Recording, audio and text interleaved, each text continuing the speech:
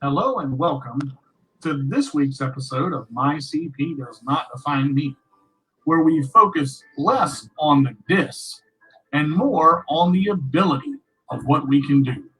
Join us every Wednesday at 2 p.m. Eastern Time, live on www.letgoradio.net and on Facebook Live, where I always say, if you can't be good, be bad, but be good at it. What's up, everybody? It's that time again. It's me, it's D to the J with a roll away, and we are live on episode 33 of My CP Does Not Define Me. All that and all that rhymed. Can you believe it? I tell you, I'm a poet and I didn't even know it. Oh, look, I did it again. All right, so we are live on www.letgoradio.net and on Facebook Live because I'm broadcasting through StreamYard. Yay me. All right, I hope everybody is having a wonderful day today. Hope everybody is doing well and just having a wonderful day. I know the weather has been kind of crazy. It's been cold. It's been hot. It's been rainy. It's been wet. Sometimes the weather cannot make up its mind. I don't know what's going on, but we'll figure it out. I have a very special guest. Hey, guys, I want to thank everybody for coming in. I have a very special guest with me today. She goes by many names, actually. I've got her in as Janelle, but she goes by Renee, Janelle. Call her whatever you want. Just don't call her late for dinner. Janelle, how are you, sweetheart? I'm fine. Welcome to the show today. Thank you for coming on. I Thank appreciate you being you part for of the show. having me. You're welcome. So I'm going to go ahead and just kick this thing off cold. Would you do us a favor and just tell me and tell our viewers about, who you are, where you're from? Tell us about what kind of CP you have, things like that. Hi, everyone. My name is Renee Janelle Powell. I have my type of cerebral palsy is quadriplegic cerebral palsy. That means that all four of my limbs are affected with cerebral palsy. I live in Louisiana, where the weather is crazy. But and I just and I have now started my show, RJ's World. And basically that's me. You can catch me on Facebook, motivating, inspiring, and encouraging. Okay. Well, all right. So now you said your CP affects all four of your limbs. Are you able to walk with crutches and a walker, or are you wheelchair bound? I have a walker as well. Mm-hmm. But I'm predominantly in my wheelchair. Okay. So you're able to use the walker. Do you use the walker for like short distances, or do you use it For short distances? Okay. So you're like me. I used to have a walker as well and crutches, and I could walk. Of course, I had built up strength in my legs to where I could get around and go a little bit longer than short, but I would get tired, so the chair worked better for me as well. So let me ask you this: with your CP, now what kind of things, like, are you pretty much independent? Do you have to have help? How does that work? I have to have assistance in dressing, bathing, but after you do those things for me and get me in my chair and get me situated in my chair, I'm, mobile. I can do what I need to do, as far as picking up stuff and everything like that. But as far as my physical needs, I have assistance with that. Okay. And how does that work? Do you have someone that comes in, or how do you do that? Yes, I have two shifts. I have a morning shift and an evening shift that allows them to come in and help me with my daily living skills and preparing my meals and things like that. Okay. Now, a lot of people have trouble with, finding good caregivers and people to come in to help them, especially with two shifts. How did you work that out? I have a I when I came home, as you know, I was in the group home for 21 years. So I was able to come out of the group home under a program called waiver, Mm-hmm. and it allows me to receive assistance in in a home setting. So that um gave me a way to still get the care that I needed, but let it to be provided at home. Okay. So I was able to contact an agency. They were able to come out and do a evaluation to see what I needed and what I didn't need, and they were able to connect me with two wonderful the caretakers that I have. Okay. So you were able to contact the agency while you were in the nursing home, No, or I was without caretakers for a year, but I have a wonderful stepmother that she was able to take care of me for that year Mhm. when without having assistance. But it was already you know there was no waiting list for me to go to get the services, because I came out when I came out the group home. I was also already attached to the program to Mhm. where I could get assistance So for do you know if that was in that first year when your stepmother was taking care of you, or helping take care of you, or um that was when I was coming out of that was coming out of the group home. okay, so during the transition. Okay, I've got you. Yes. I've got you.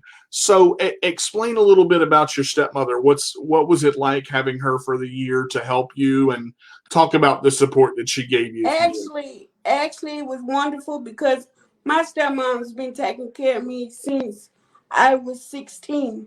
Mm-hmm. So, it was just like her taking care of her actual daughter. And, I mean, she loves me just as if I was hers. So, Mm-hmm. it wasn't uh it wasn't any different from me doing, because when I was in the group home, she Mm-hmm. would bring me home for holidays and take care of me at home with just me coming to visit. So it wasn't anything different for us.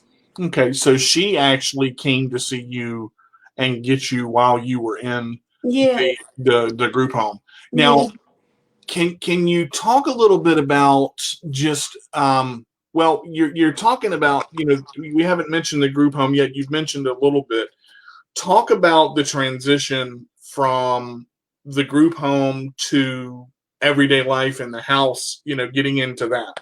Um, it was actually breath of fresh air for me, because I was always under a schedule to where you have to eat at a certain time, you waking up at a certain time, you have to do this at a certain time, and there's no deviation Mhm. between your schedule. Now I have I'm still under a schedule, but it's not as strict, and it's not as confined, I Right. should say. So you have, your own independence now, to where you can Yes, kind yes, of, even though you have a schedule, you can kind of do what you want to do when you want to do it. yes, Did yes. you did you feel, and I mean, this is just a basic question. A lot of people that I've talked with that were, especially that have disabilities that were in nursing homes, they told me they felt like it was kind of a prison. Did you feel that way, or no? Um, no, it wasn't really a prison. but you do get lonely because you don't have family, and you have to base your living on just calling them every so often. But you can't, it's something about family that you need that connection. Mm-hmm. But then for myself, I made the people, that I came in contact with, they became my extended family. So I never really felt, that I was missing anything. Mm-hmm. Cause I was able to, go to college. I was able to work.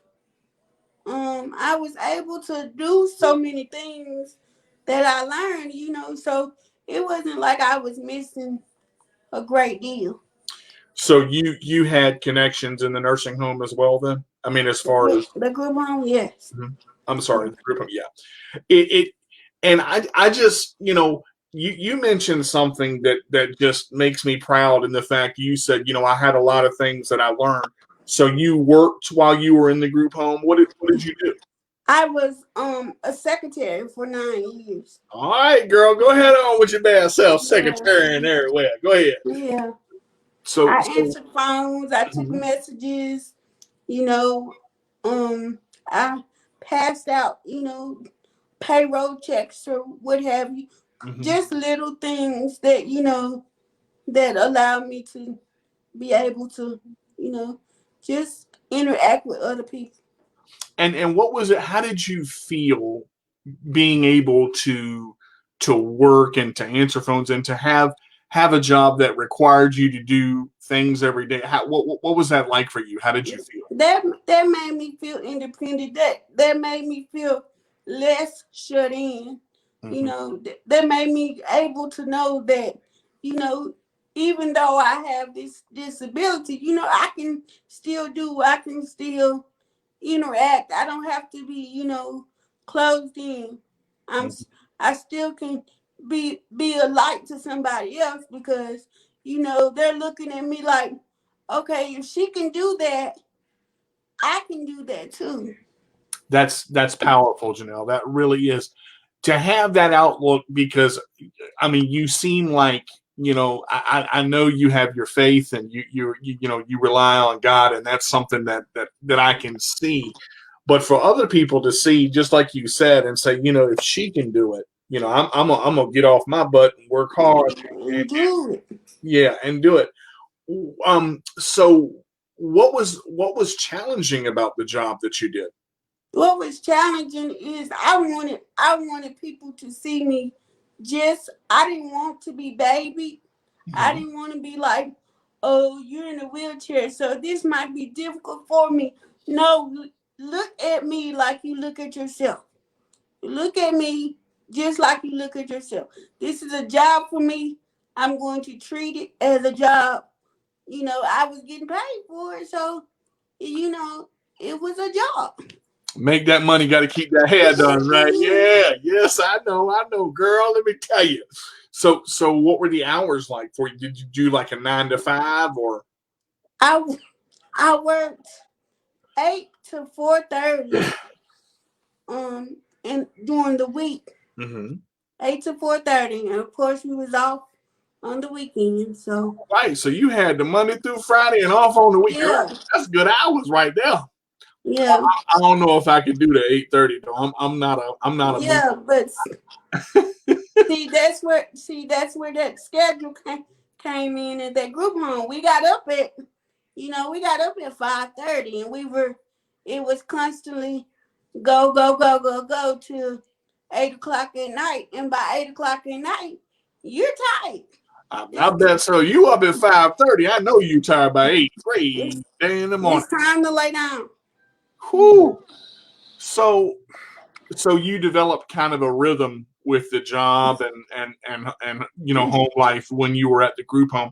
What kind of things did you do for recreation while you were at the group home? Burn CDs. I love music, and I actually I actually made that another type of job. Mm-hmm. You know, I burned CDs for individuals, and I was able to, you know. So you making a little money on the side. I Yeah, see how it is. yeah, Right. yeah, You know, and I like that because you're making good use of your time, and I think that's that's powerful in itself. And there was something that you said that I really want to comment on. Don't look at me in my chair. Look at me as me. You know, yeah. did you feel like, I mean, you have cerebral palsy. Did you feel like, look, this is what I've got. I'm going to accept it. This is the hand I was dealt. I'm just going to go through life the best way I can. Yeah, yeah. I, Because you dealt what you dealt. You can't take it. You can't erase it. You can't do any of that. So my thing is you can't do any of that. So you might as well, just do the best you can with what you got. Couple of comments coming in, Janelle. I just want to read some to you. Kimberly says hello. Susie says hi, Carter. Hi, Janelle. Nikki, Tony, we were talking about the group home and some of the things that with the caregivers that you had for them coming in. She said just like me on that. Miss Wilson said Miss Wilson said no, they like it. They like a prison. She said them group homes can be tough. Yeah. JP Jackson said hello everyone, and I Miss Wilson said yes, Janelle pal. So she knows what you're talking about. You have accomplished a lot. So you basically went through, and you said 21 years. 21 years. So when were you first placed in the group home? At 12 years old. Wow. So I mean, let's get into this a little bit because I wanna kind of dove into just a little bit of it. What was that like for you at 12? Going into the group home and going from home life to the group home. What was that like for you? It was difficult because me being young, I'm young, so all you want when you're young is your parents. Mm-hmm. And you think nobody can take care of you like your parents. That's what you want. That's what you've grown to know. So it was like a foreign world to me because that's not, I'm thinking this is not normal. Okay. This is not what I'm used to. But I had to adapt. Mm-hmm. And by no means did I know that I was going to be adapting for 21 years. But I had to adapt and I had to make my own way and say, okay, this is what you're dealt with, Renee. You're going to have to, make the best of it. And Right. thank God, I had people to be that support. Okay. I had people that said, Renee, it was times that I did feel like giving up. But those people were like, you got this. You can make this happen for yourself. Right. Right. So we're going to push you so that because we know what you're capable of. We're going to push you till we know that you know what you're capable of. Mm-hmm. Mm-hmm. And I see a lot of that. I've known you for a little bit now. But I want to ask you this. There were times I know you dealt with a lot of stuff. When you were younger and as you were growing up, did you feel unwanted? Did you feel like when it happened, did you ever ask the question why? I, I honestly, like I say, you never question your parents. Right. I wondered why in the back of my head, Mm-hmm. but I never spoke it out of Out my loud. mouth. Why? Mm-hmm. Mm-hmm. I've always, I always wondered why because you told me that I was no different than Mm-hmm. anyone else. So, how did this transition come into play? Mm-hmm. What is this about? But you always think about it, but you never speak it out your mouth. Right. When so that was in that was how you felt, and that's how you were with you thought about it, but it never actually came Yeah, out. it never came out. Mm-hmm. When did you, at the time you were 12 and you've been in the group home and you're adapting to it, when did you kind of come to grips and say, okay, this is where I'm at, this is what I'm dealt, this is what I'm going to have to do?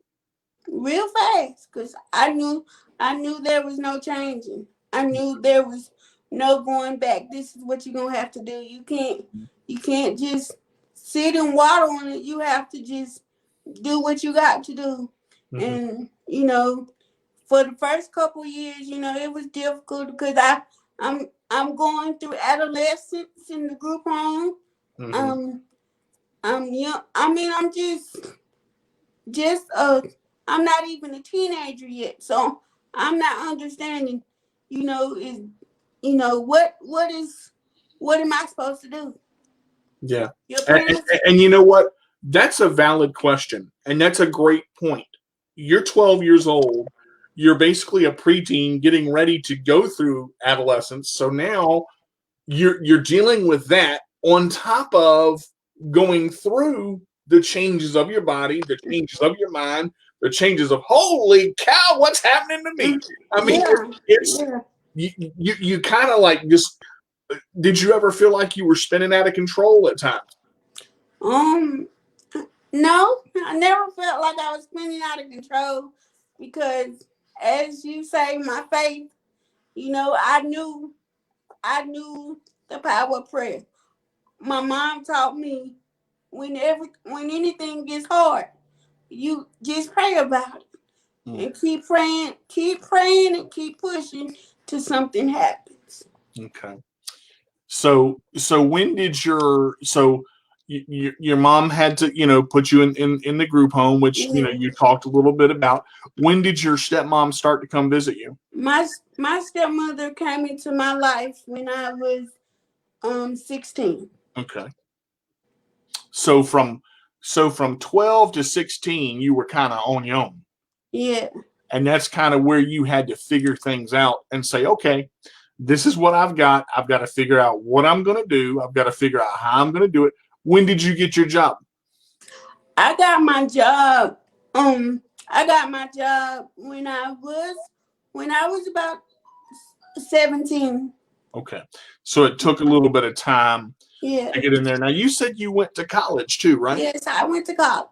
Whoa, girl, go ahead on. What did you major in college? Business administration. Look at you. All right. I went to college as well, and I went for graphics design, desktop publishing, and business. So I dabbled in a little bit of everything with that. How long did you go to college? I went to college for about 2 years, Mm-hmm. and then I lost faith in it because I lost my dad. Mm-hmm. So I lost faith in it, and then I was able to transition, and they transitioned to my own home. And when I got here, the situation was different in the schooling. So they were saying you had to start over from scratch, and Wow. I was not about to start over. So I'm just not even thinking about it anymore. Well, now let's talk about that a little bit. And that's a valid point. Okay? And here's the thing. You have the right to make the choices that you want to make. You've been on your own technically, so to speak, since you were 12 years old. Yeah. And college is hard. I mean, Yeah.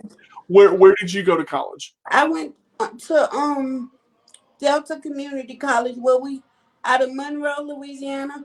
Mm-hmm. We merged from a regular technical school to Delta Community College. Mm-hmm.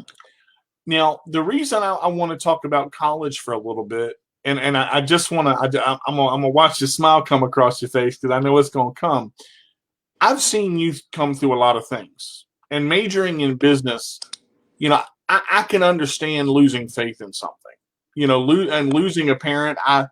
I've lost my grandmother, grandfather. My father was not. He was in and out of my life at an early age. We didn't really reconcile until I got older. We had those knockdown dragouts, those type of things. So you said you lost faith in college when you lost your dad. Yeah. What made college? What made you lose faith in college? In the essence of losing your dad as well. Because my dad was, because before he even thought about being sick, before he got sick, I was like, Dad, I'm going to school. I'm going to do this. This is what I want to do. I don't want to just sit there with with a high school diploma and not be able to use it. And I'm going to go to school. And he said, do what makes you happy. My daddy was one of my biggest supporters, so to say. Right. So when I went through school, I'm not going to say I did it for him because I did it for myself, but I knew that it was something that he would be extremely, extremely proud of. And he was. Do you think, or have you ever thought about, because even though you've lost him physically, you'll never lose him in spirit because he's always with you. I can see that right there. I mean, that's like grandma and grandpa. They right here. I do understand that. Every time I make sausage gravy, I look up and say, "All right, Nan, that's for you." I call my grandmother Nanny because that's how it was, Nanny and Pop. But do you ever think that he would have wanted to see you finish? Yes, he would. So wait a minute now. Let's two and two together. You just said to me you think about you've thought about your dad wanting to see you finish. Have you ever thought about? And I realize it's a big task, but Janelle, you've accomplished so much and you've done so much. You took life. Well, let's see how I can say this. You took life by the horns, and you took control of it, and I'm proud of you for that because taking life and control of your life, and everybody loses their way once in a while. I ain't trying to preach on nothing, but I'm just saying everybody loses their way once in a while. But how far were you into college before you stopped? I have 7 more classes to finish. Is that it? That's all, DJ. Girl, all. You know what? I'm gonna tell you something Miss Winnie told me. And I believe in, I can tell you things left and right, but the person that has to take the initiative, and I know you're good at it because I know you've done it. The person that has to take the initiative is you. Okay. You have 7 more classes. Yeah. All you got to do, you can take 2 per semester, girl. You ain't got to take them all at once. And actually, believe it or not, that's how I did college. I took 2 classes every semester. And look at you. Look at it. See, it's right there. Now, see, here's the thing. You got your own home. Girl, go back and get that degree. Your daddy's going to smile at you no matter what you do. But to see you succeed in that is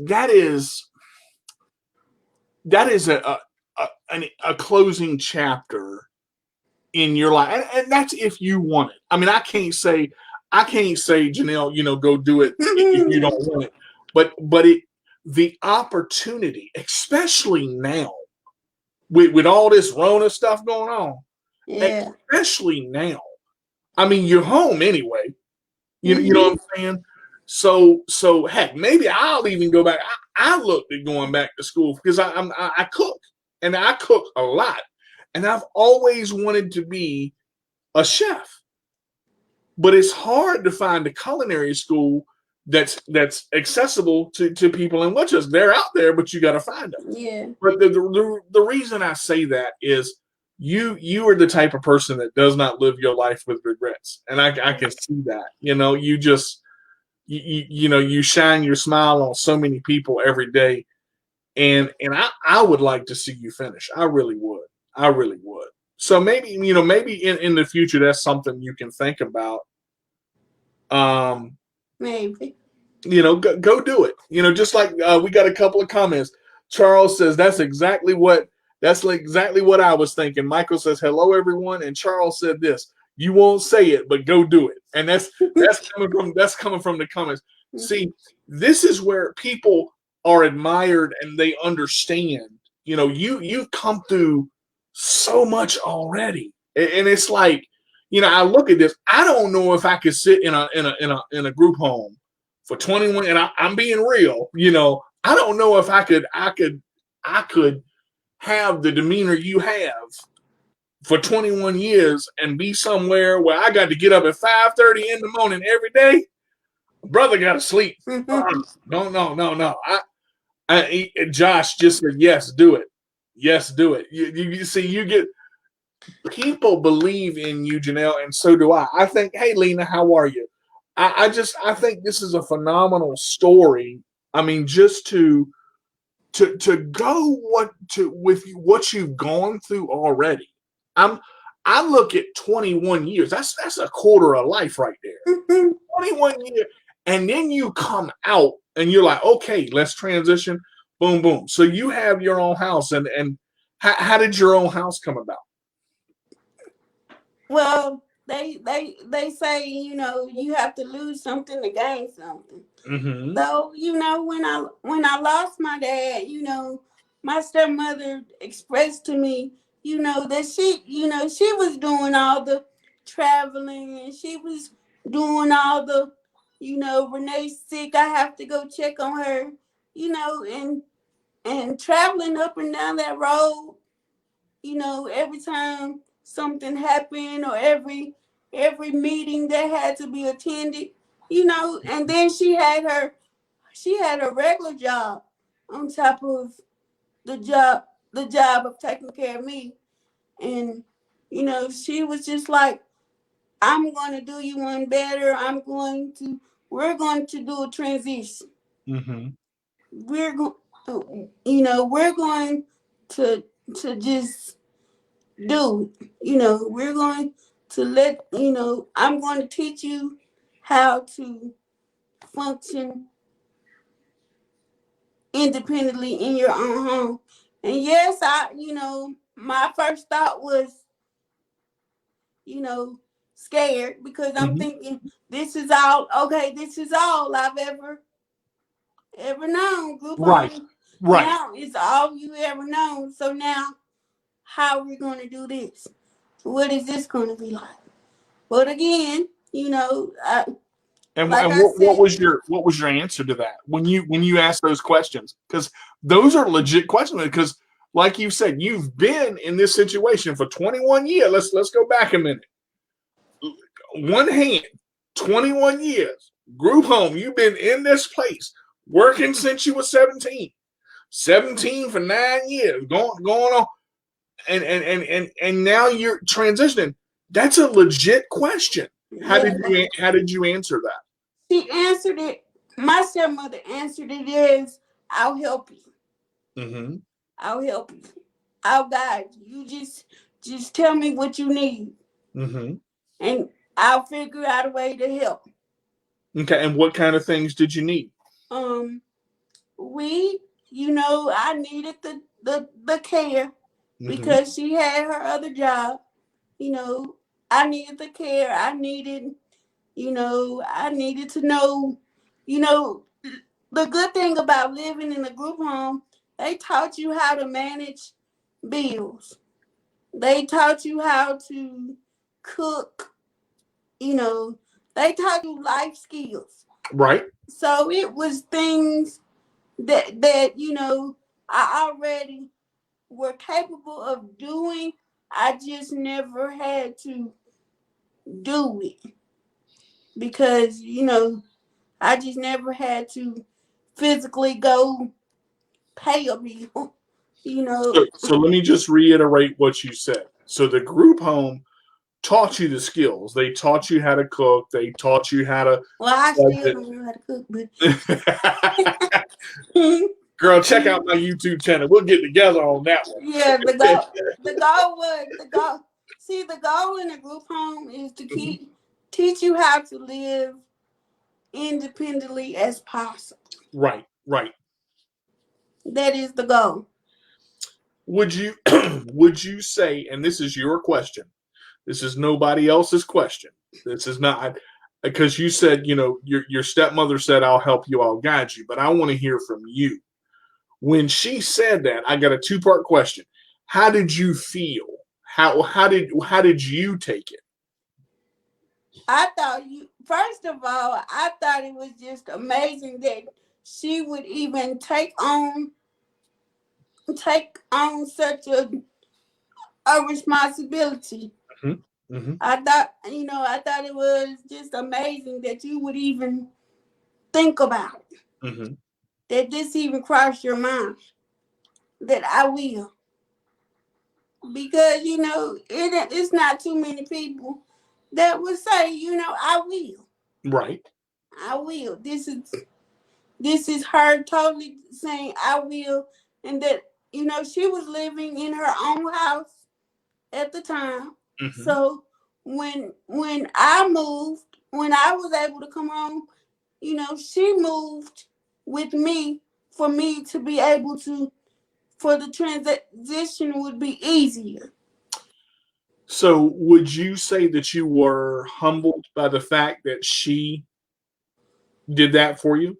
I couldn't ask for a better. If she never had done anything else for me, I would still be grateful for just that simply. Mm, mm. I've got two comments here that I want to read you. Nikki, well, three really. Nikki said, I can't even imagine.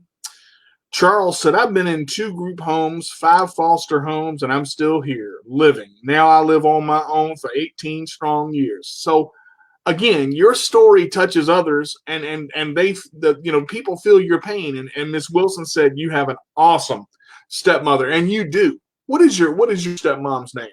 Darlene Edwards. Well, I'm gonna say, Miss Darlene, thank you, because you have helped Janelle become the person that she is today. And you know what? I want to ask you this. How did, and I don't mean to be, I don't mean to pry Janelle, but I got to ask this question because in the back of my mind, it's going, ask the question. After all this, and before you left, were there times where you were mad at your mom because of what happened? I was mad when I was younger. Mm-hmm. But as I got older, I saw everything that she was trying to teach me. She was only doing the best for me because she wanted me to be as independent as possible. Right. She didn't want me to have to depend on somebody to do this and do that for me. She wanted me to be able to do that. And I finally realized this is what she wants. She doesn't want me to have to depend on somebody to do something for me when you can do it for yourself. How did you come to that realization? Because I'm looking at other people that didn't have the skills that I had, how they had to wait on somebody to do simple things like give them a glass of water. Mm-hmm. You're thirsty right now. If that person has a whole bunch of things to do, they might forget to get you that glass of water. You still thirsty.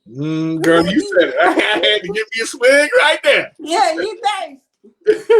You thirsty now. I mean, and she taught me how not to be thirsty at all, because she told me, Renee, you can go get your own water when you first get thirsty. You know, I want to take a moment on what you just said. And folks, that right there is powerful. After all this stuff that happened, and to see the light in this, because I see where you're coming from, and you're exactly right. For you to do those, and look, I'm gonna say this: they're not small things; they're huge accomplishments. For you to hold your own glass and turn on the spigot and put that water under that spigot and get that water to your lips and solve that thirst, that's an accomplishment in itself. Never ever forget the small accomplishments. Always, in my mind, there are no small accomplishments, only great ones. See, and this is why I wanted to have you on my show, because I remember you asked, and we're going to talk about RJ's world in just a minute, because I want to get there too. Girl, time getting away from me. Woo! I'm so thankful that you see things that way. So do you still have a talking relationship with your mom? Oh, yeah, yes, I do. Yes, I do. Wow.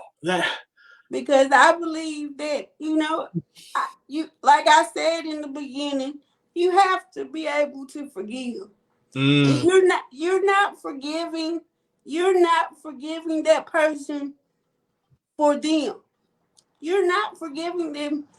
You're not forgiving people for to make them feel better for what happened. You're forgiving them for yourself, so that you won't have any, you won't have any regrets. Mm-hmm. You won't have, well, I wish I would have forgave her, or I wish I would have forgave him. You're forgiving. You're doing the forgiving right now. So that can be off your mind, that can be off your conscience, that can be off your heart. Goodness gracious, that's powerful, Jay. That really is. When did you? And just to ask this for the audience, when did you come to the realization of, look, I need to forgive her because I can't carry this? I mean, that's long time ago. Wow. Group home days.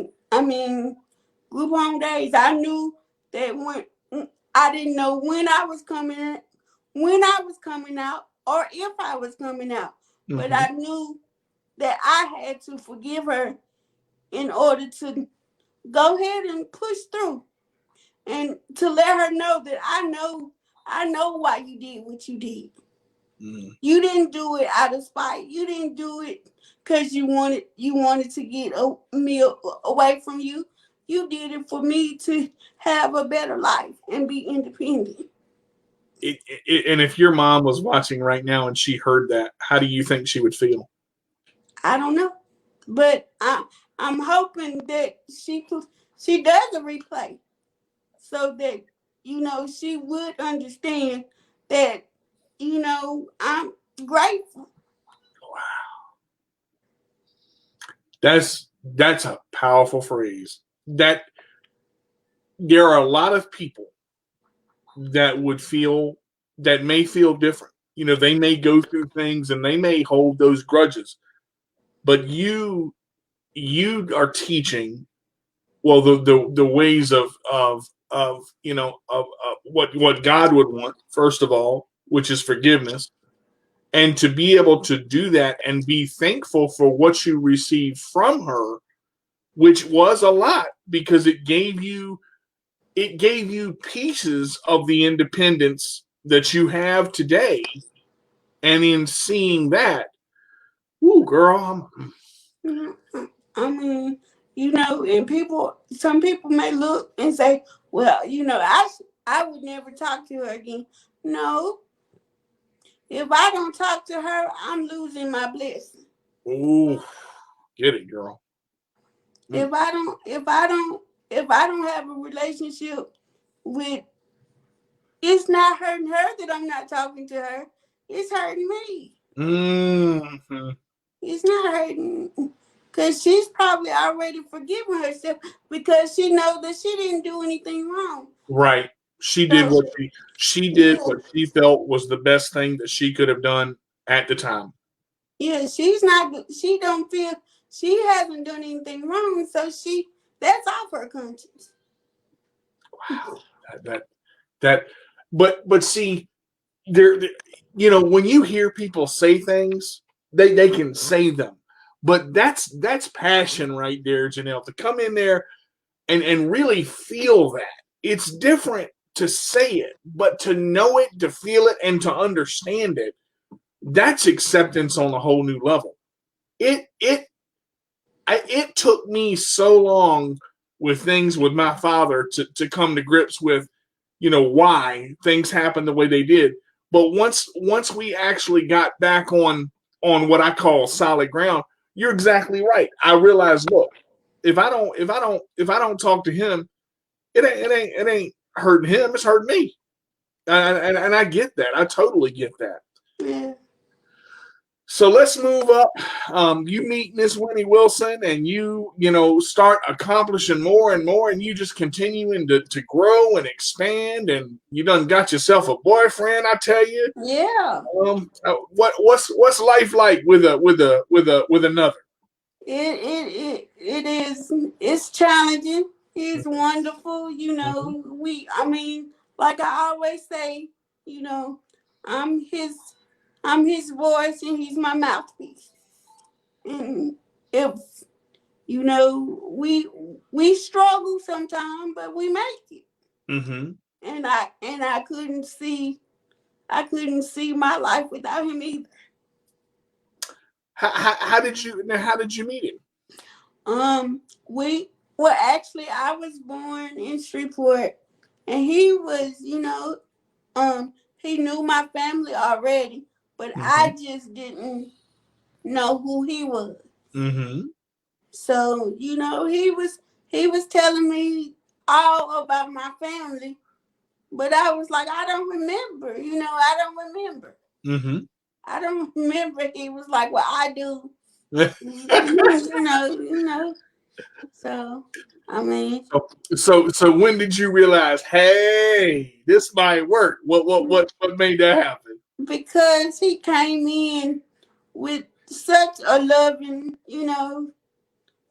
spirit and saying, that this is what I'm going to do for you. Mm-hmm.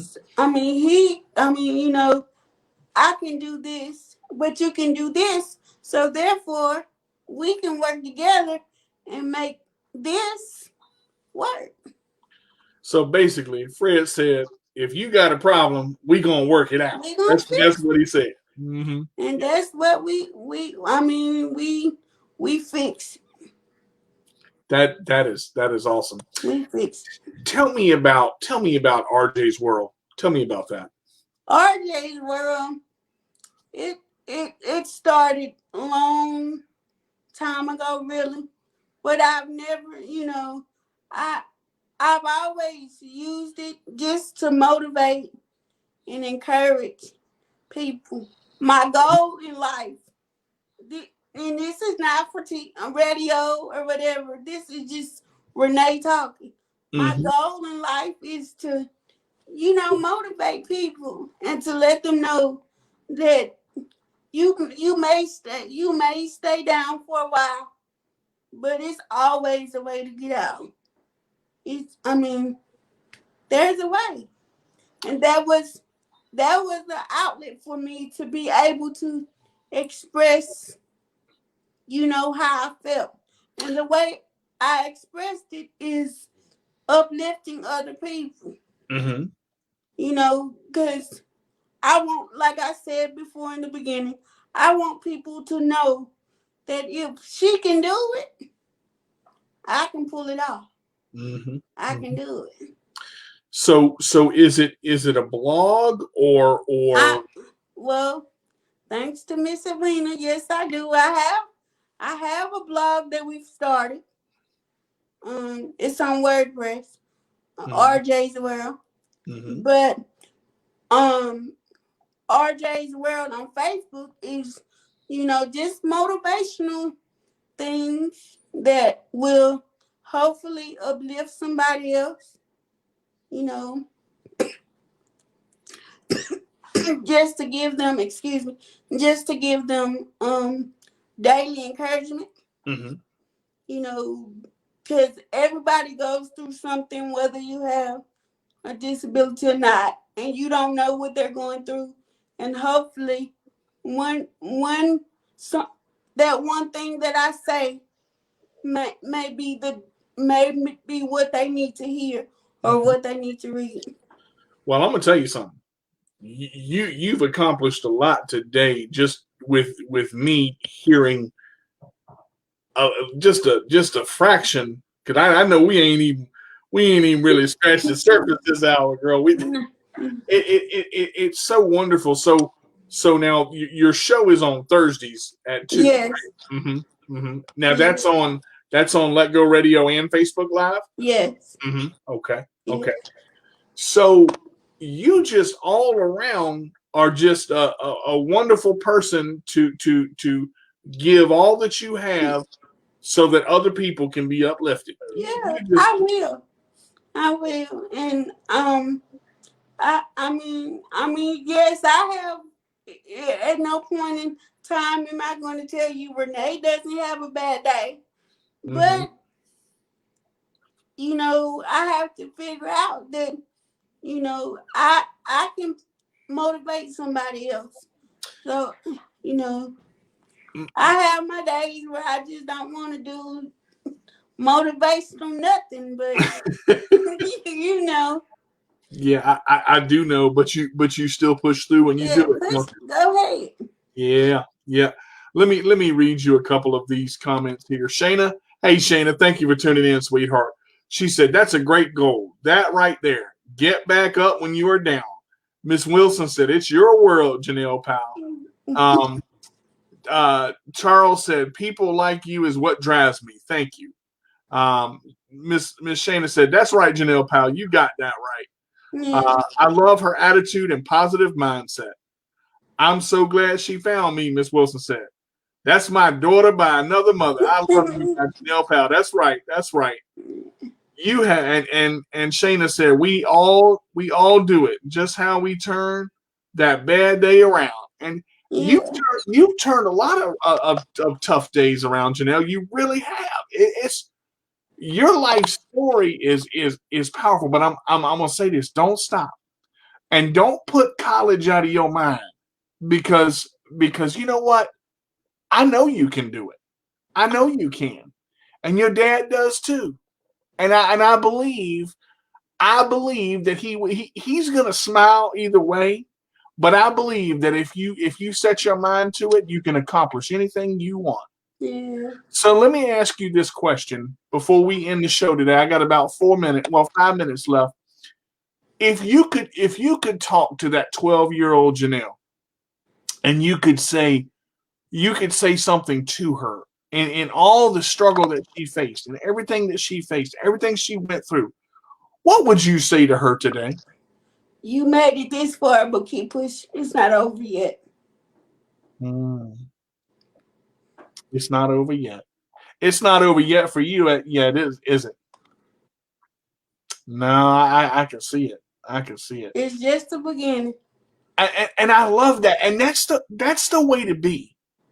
You have inspired so many people today, including me. And again, I am so glad that I invited you to come on my show, and you had invited me to come on, but I know I had something come up because I'm gonna be on RJ's World, girl. I'm gonna tell you, I'm ready for it. I'm gonna be on there. It is just the beginning. I love that. That is so powerful. Well, you keep striving and you keep pushing because you make a lot of people understand that they can and that they see. I'm gonna say you have a lot of strength in you. You have a lot of strength in you, and you and Fred keep working and keep going and get it done because I bet you Fred wants you to go to college too. You ever thought? Fred want me to finish. So if Fred wants you to finish, and Charles wants you to finish, And I want you to finish. Well, then let's see. We got a lot of motivation there, Miss Janelle. But you do it. We don't finish. Mm. I don't know. We'll see. Well, we'll see right on with it. Tune in to RJ's World. You might. And so that's RJ's World, and that's Thursdays at 2, right? Yes. And how can we reach you? How can we reach you on Facebook, Janelle? I am Janelle Power on Facebook. Mm-hmm. RJ's World is on WordPress. Mm-hmm. You have an Instagram or a Twitter or no? Oh, girl, you got to get that up there. Well, I do have Instagram. I'm sorry. Okay. It's Powell3 on Instagram. Okay. No Twitter. Not yet. Not yet. There you go. If it has anything to do with Miss Edwina Wilson, I will have a Twitter. But as of today, I don't have a Twitter. But probably later on, I will. You know, I know Miss Winnie is smiling right now because I can remember, you know, you start with one thing and you get comfortable with that, and it's just so awesome to hear you say, you know, with Miss Winnie in your corner, you know, that's going, so many things are going to happen, but on top of that, I see your drive. I do. I see it. And you inspire me in a sense that, you know, again, you said it. If I can do it, you know, you can do it too. And that's coming from you. I love that. I think that is an amazing statement, and I look forward to seeing you succeed. I will do my best. I mean, I just want people to know that you just have to strive for what you want and push until you can't push anymore. Just like I said, it's not over till it's over. Well, girl, we got 3 minutes left. Leave your message of inspiration to the world. Just keep striving, pushing. Every day is a new day. Every day is a new opportunity to do better than you did yesterday. Woo! I'm gonna tell you, and Miss Wilson can get it out of you, boy. you think I say, Lord have mercy. All right, Miss Janelle, I want to thank you so much. You are so awesome, and I really see great things in you, and you've accomplished so many great things already. Well, let me ask you this: what is next for you? What do you see next on the agenda? What are you working toward now? Besides college, I know we went there. My goal for me is to just keep inspiring people. If I can touch one person, then I've done what I'm supposed to do. I've done it. One person, you've done what you're supposed to do. And again, I love that attitude. Your altitude is going to reflect your attitude is going to reflect your altitude. And you are flying high, and you keep going, and you keep getting it, and you can. I see it. I mean, I'm girl, get me preaching up here. Lord Jesus, I'm trying to tell you. I've had some phenomenal guests on my show, but I'm gonna tell you, you have a spark in you. Don't ever lose that spark. Don't ever lose that spark, because you being able to do that makes me smile. So we're gonna go ahead and end today. I thank you for being on my show. Oh, you're welcome. Anytime. Oh, I'm gonna have you back again, girl. I promise you that. Anytime. I promise you that. So you can definitely catch us next week at 2 p.m. My CP Does Not Define Me. Catch me on YouTube. My CP Does Not Define Me. You can catch me on Twitter. My CP Does Not Define Me at Minion Sports. You can catch me on Instagram. My CP Does Not Define Me. You can catch me on my other YouTube, Worth the Wait Cooking with DJ Carter. You can catch me on my blog, CarterDJ85, at wix.com/mysite1.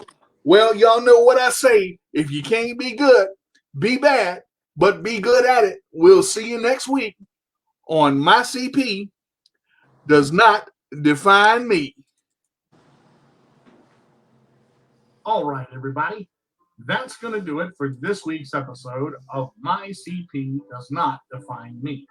But don't worry, you can catch us again next Wednesday at 2 p.m. Eastern Time on www.letgoradio.net and on Facebook and YouTube at My CP Does Not Define Me. Remember, I'm your host, D to the J with the roll away. And if you can't be good, be bad, but be good at it. We'll see you next week.